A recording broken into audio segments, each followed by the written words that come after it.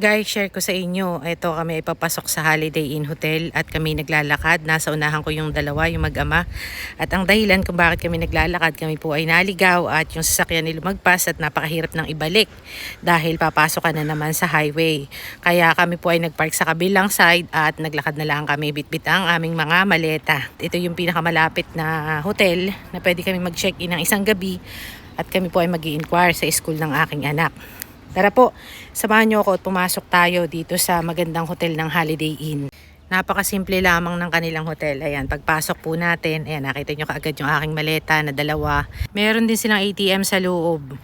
At ito po, naupo ako dito at habang ako ay naghihintay at nag-check-in yung aking mister, ito po yung kanilang munting lobby. Pag-akyat naman namin, pagbukas naman ng pintuan, ito agad yung makikita ninyo sa loob. Sa gilid, yan po yung restroom. Ayan, kompleto naman sa gamit. May mga towel, may mga shampoo and everything. At dahil kompleto, wala na po kayong po problemahin. Nandun na lahat kahit hindi na kayo magdala ng inyong mga gamit. Ito naman po pag pasok mo, ayan, nakahiga na yung aking anak. Talagang pagod na pagod. Yun naman mister ko, sumilip sa bintana, tinitingnan yung aming view. Napakasimple lang ng room guys. Meron din palang nakalagay sa pintuan na hair blower. Hindi nyo na kailangan magdala. Meron na silang maliit na hair blower. At kompleto sa gamit. Merong plancha, merong kabayo, yan. Tapos yun nga, meron din silang TV, merong oven, toaster at meron din po silang kapihan. Pwede kayo magtimpla ng kape. At ito naman, sisilipin ko yung labas. Ito yung ating view sa labas. Yan, diyan kami naglalakad kanina.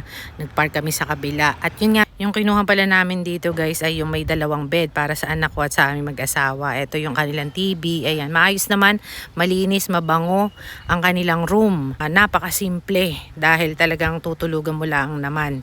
Ayan, at talagang pagod na pagod. Kaya ito, gusto ko nang matulog. Ayan, antok na. Paghiga po namin, tulog agad yung dalawa. Ako naman ay nakakuha pa ng tiyempo makapag-vlog. Good night guys, salamat. Hanggang sa muli po, good night.